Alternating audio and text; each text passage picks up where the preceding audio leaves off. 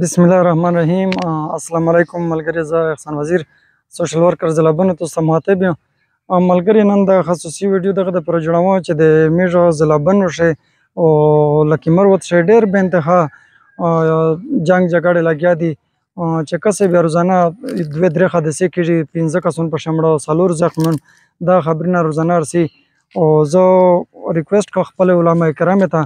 چې جمعې په لمانځه نه شو دغسې 15 وخته جمع کېږي، په چار دو چې 15 منټه بیان په دا جنګ جګړې په لانجې باندې ضرور کې میشته،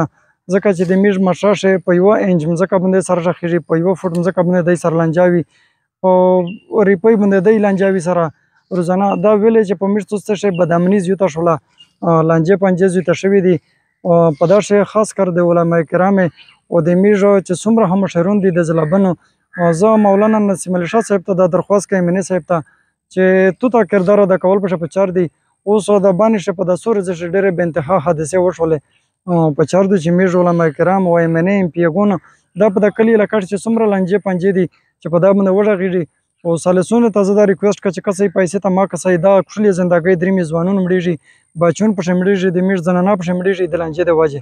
نو دی ته هم په چار دو چې پیسې ته نه وکسي او د دغه خلک جوړې فیصلې ته وکسي، په علاقه شي امن او امان بحال شي او جوړه فیصله وشي، نو څومره خوند وکړو.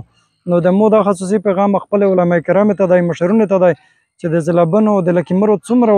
مشرون دي په چار دو چې د خلک په مال شي کښېني او جوړه فیصلې وکړو چې د بدامني کیمه پلاو شوې ده، کیم مړه ګوډ لګیا دي چې دغه کنټرول شي.